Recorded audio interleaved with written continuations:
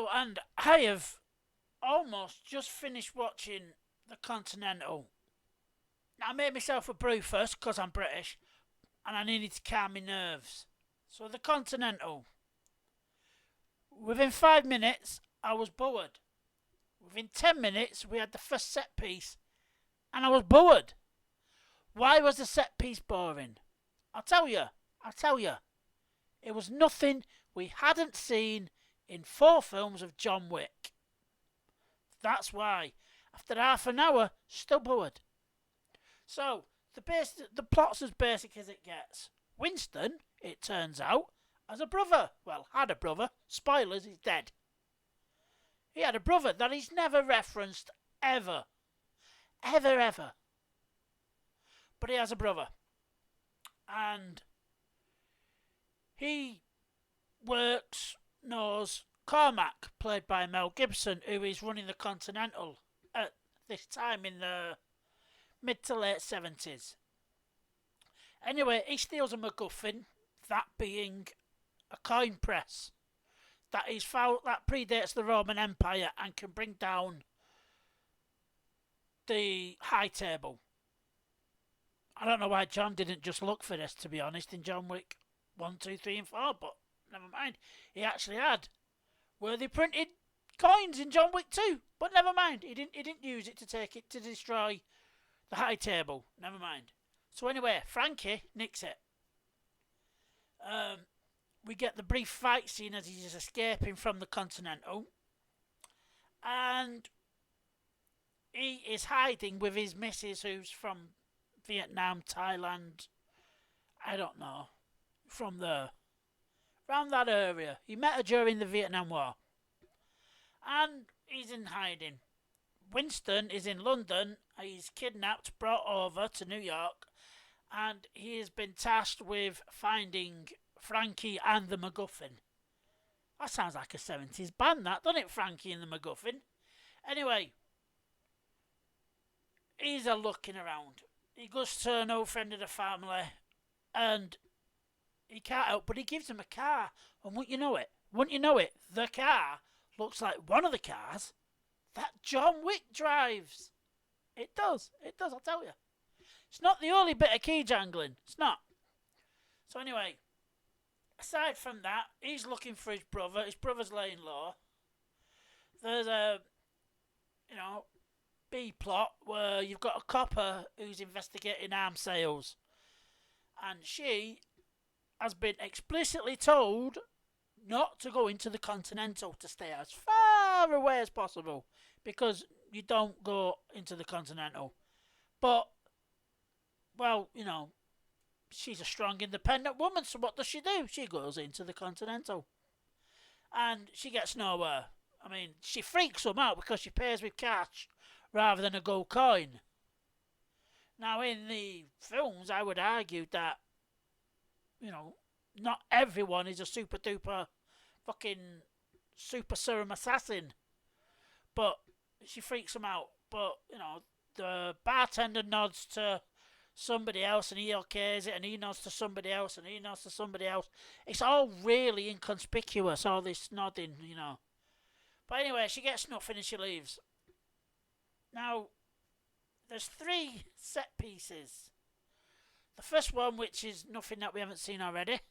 The second one, which we're leading up, which we're in this area, is a brief gun battle, and it is incredibly slow. I mean, incredibly slow. I don't know if they just couldn't get the hang of it, or they're not supposed to be super duper assassins, and that's why they were a bit slow. But it was slow. It doesn't add to the pacing because, like I said, boring. And that was just me. Anyway, I thought we were watching a Ahsoka.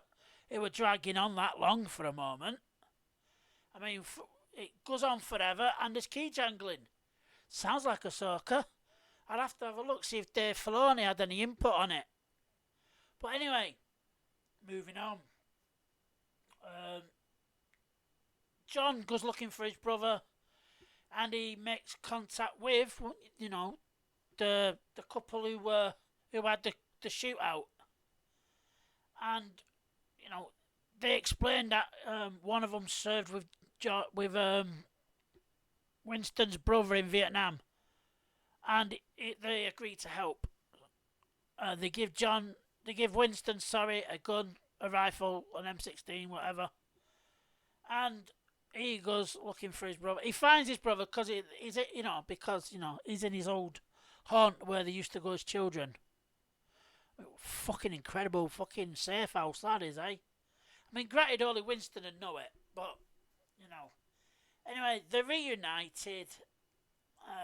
High Table follow them, but Winston's done a switcheroo, so they've gone to the wrong building.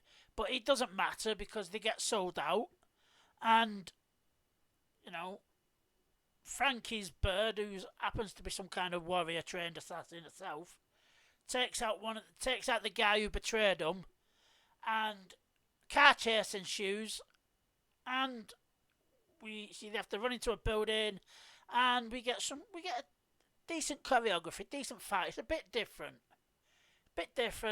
and it's not what we've seen before. I mean, yeah, there's martial arts and gun fu, but it's fresh enough for me to be interested. And we have, I don't know what she's called, I can't pronounce her name, but she goes up against somebody, and it's actually quite a good fight scene because she isn't built like a brick shit house. She is dainty, but she is a good fighter. She's very capable, and like all the best fight scenes where it has a man against a woman, she doesn't use brute force. She uses different techniques, arm locks, manipulations, throwing his arm into the sink where they have the waste disposal, and she twats him round the head with an iron. So, and the escape, and then fucking Lord Farquaad. It is, I'm telling you, there's twins.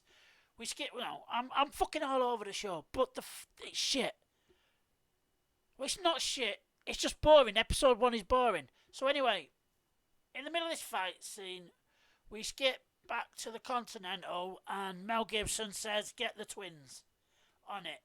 And one of them seriously does look like Lord Farquaad from fucking Shrek. He just does. He does. Right? So he pops a bullet in Frankie's head, and the scene ends with Winston and this bird, because she's injured.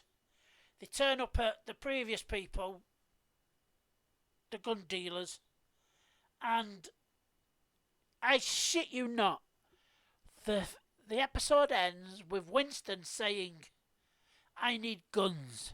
Lots of guns. Fuck off, show. Key jangling. Fucking hell. You expect the odd reference. Oh, and Sharon's in it.